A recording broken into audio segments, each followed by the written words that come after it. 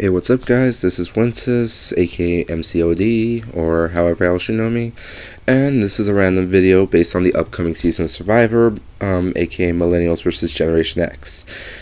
Now, let me get a better light. Fuck it, this isn't gonna work. My last video was God knows how long ago. Let's see, we're already in September, which means 8 months ago, maybe 9 months ago. I think I might have posted in December. Being the worst songs of 2015.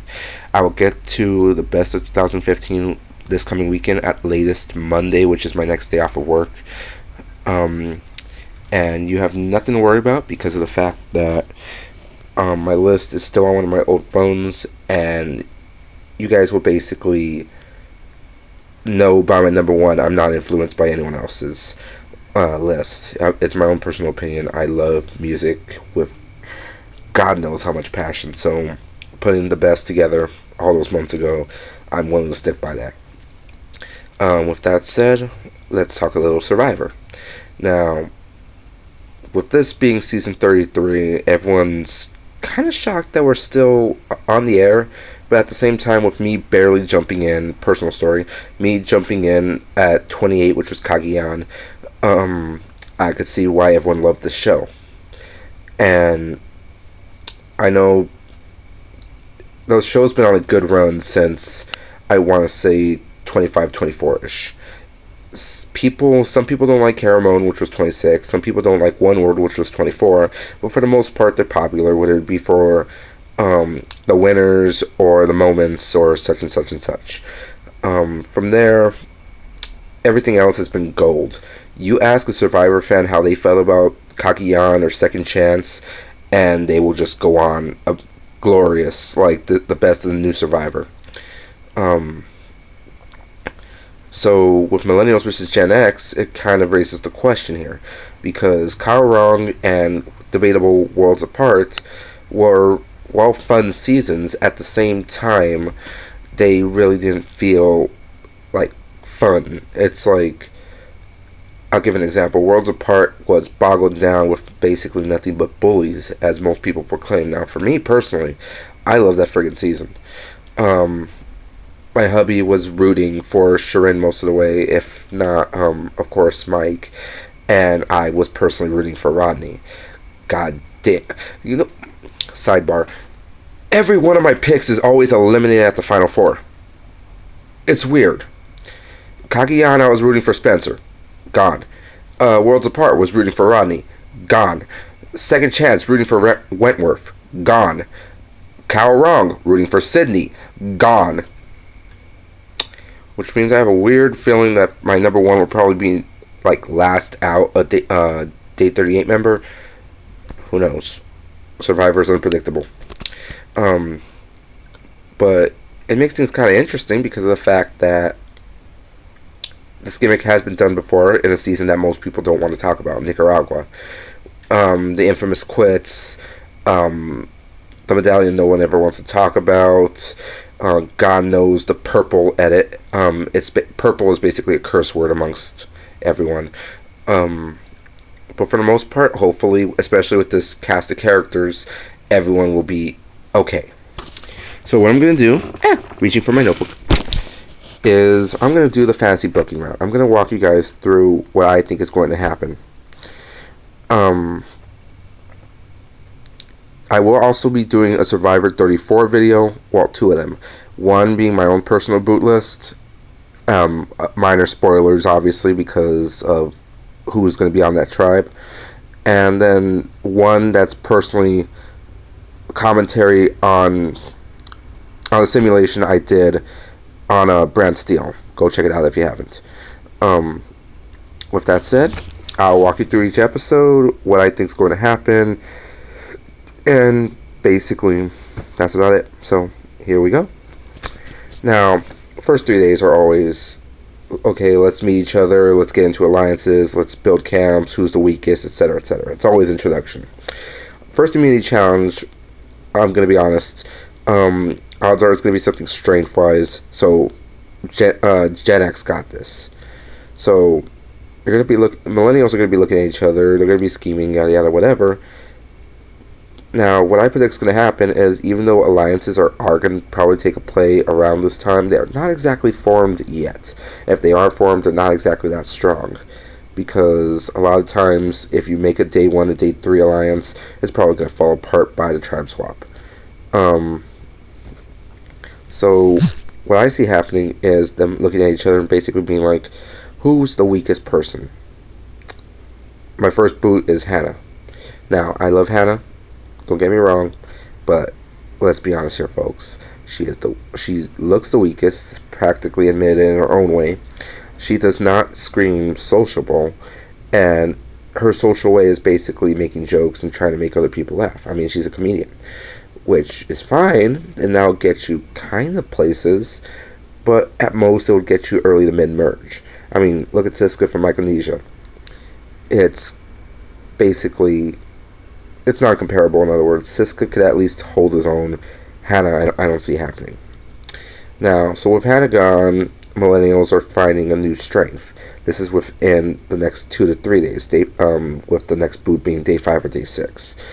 The next immunity challenge happens, and guess what? The Millennials win, evening things up. Now, I personally want to see it where they sit out the wrong person, but I think it's going to come down to it's going to come down to something simple, a last minute puzzle lead, or one of the Gen Xers maybe like accidentally drowning or something like that. So I see them again all looking at each other. Who's the most annoying person? Yada yada yada.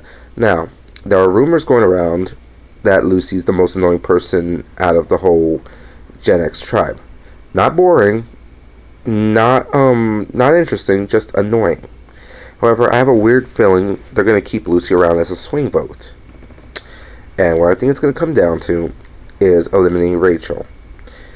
Because if I remember Rachel correctly, oh my god, I don't even remember Rachel correctly. Hold on. Lucy was the dietitian. Ciandra was the black mom. Sunday was the priestess or pastor. Jessica was the book writer. Rachel was, oh Jesus Christ, I think Michelle was the recruiter. So I don't even remember Rachel. I'm being perfectly 100% honest, and you know what? That's perfectly fine. Unless if Rachel woos me, then Rachel woos me. But for now, I have her at first boot. So we're back to being even, 9-9. No one's really shocked on the Millennials tribe that Rachel is gone. Now, 9-9, we have another immunity battle. The Gen X loses again. And now at this point, they're thinking to themselves, what the hell is going wrong with us? So they're looking around. At this point, I see at least like 3 different groups of 3. I'm not going to say who's who because I haven't got that far in, not yet. But what's going to come down to at this point is a 5-4 vote. And it's going to be basically down to the strongest man, which is Brett, versus the weakest man, who honestly is probably going to be David. And what's going to end up happening is David is going to end up siding with the 4 women and basically taking out Brett, who would basically be the biggest douche in the camp, or like basically Mr. Bossman. If he's not getting his way, no one gets their way. So I can see him being a very early boot. So with him out of the way, stress lowers at camp. We go to day 11, which would be another immunity challenge. Let's say, I don't know, someone sits out. Again, I'm not really thinking this much through. And, shocking, Gen X wins because everyone's relieved. Everyone's basically on their A game, sending Millennials back. Now, at this point, Millennials has won 2 in a row. Lost Hannah, but that was no real loss. No disrespect, Hannah. And are thinking to themselves, okay, we're about to go down to even numbers.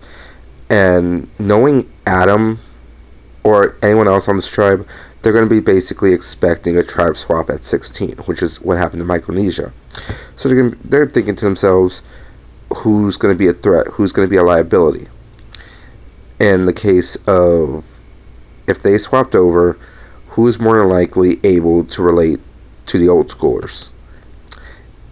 And at 17 is Mari.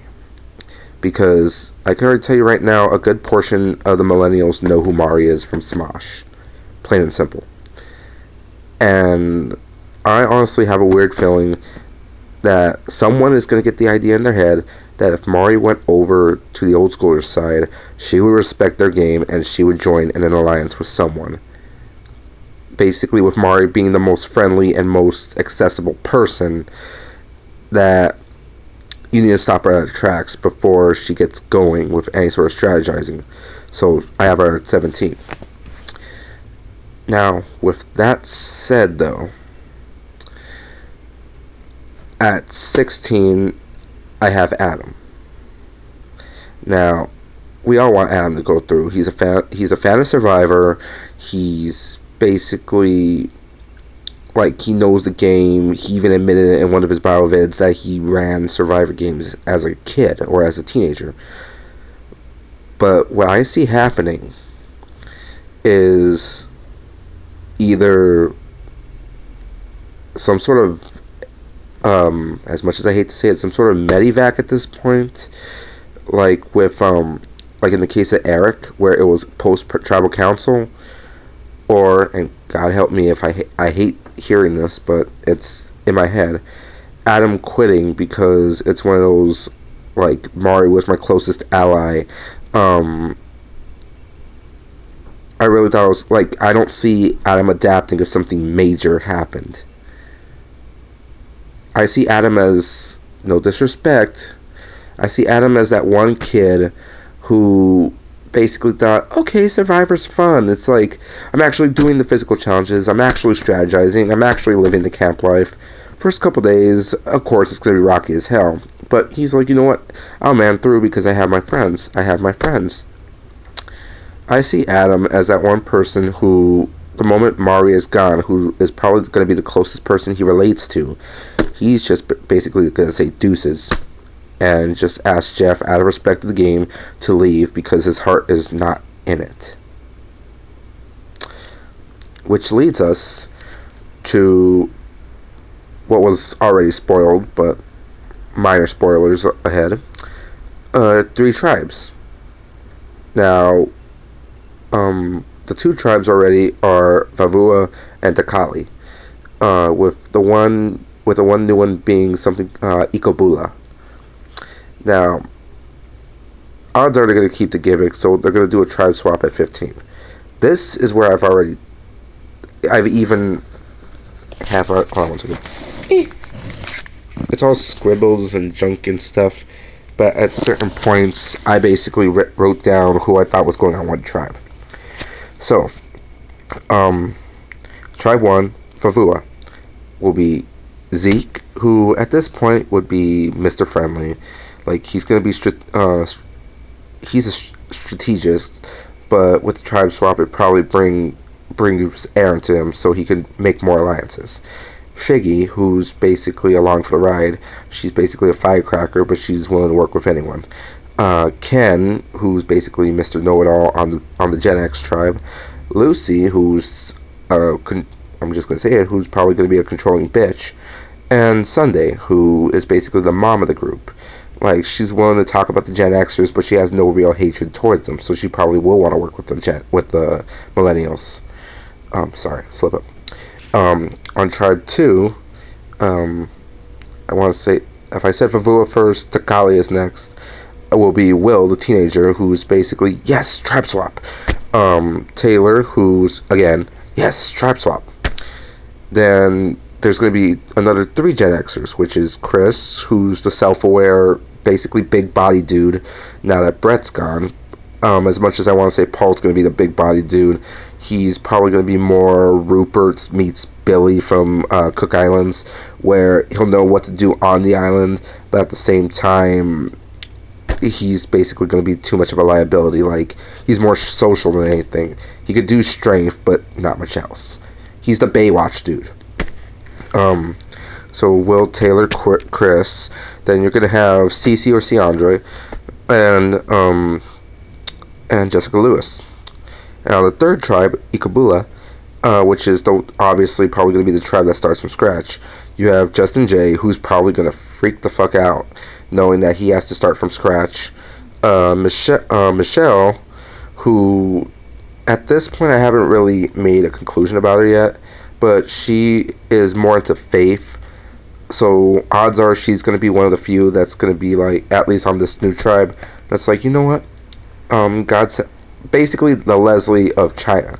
I originally thought Sunday was, but I could see Michelle being that one where it's like, God sent me here for a reason, and me having to start over is just a new test for me, and I'll make it as far as I can. Okay, plain and simple. Michaela, who at this point was kind of a lone wolf. She's in an alliance, but it's a loose alliance. Like, she kind of knew at some point, she would have to make a move. Well, luckily for her, tribe swap happened, so she didn't have to make a move. Then from the Gen Xers, you have basically the two rivals, Paul and David, because David is basically like, he's Mr. Social, but he's too weak, while Paul is Mr. Strength, but not Mr. Social. In fact, out of this group, I honestly see Paul and... Actually, kind of scratch that. I originally was going to say Paul and Justin were probably going to get in an argument, which would lead into this next... into the next vote. Which, spoiler alert, I have Justin at 15. But what I see actually happening, scratch this, is I see Paul and Justin getting along. I see it kind of like a father-son, like, oh my god, he reminds me like I was when I was younger. Or Jay's going to look up to him and be like, dude, this is who I want to be when I grow up. Or when I get older. And what's going to happen is Justin's basically going to become the Eric to Paul's Ozzy, or the Wu to Paul's Tony, in which it's basically the henchman, like, yes sir, I got you. Michaela's already noticed this. So David's probably going to go up to her being Paul's enemy and basically be like, look, and I'm actually seeing David the one being the one that makes this move. We got to get rid of Justin. We have to get rid of the henchman first. And when Michaela's asking, well, why? Paul's obviously the stronger threat. David straight out says, because we know it's a tribal game still. If we kept Paul, we could use that to our advantage come the merge. Now, that's Michaela's obviously doubting this because it's like, okay, if Paul makes it to the merge, what's to stop him from flipping with the other Gen Xers? But that's besides the point. She goes along with it, with the swing vote being Michelle. Now,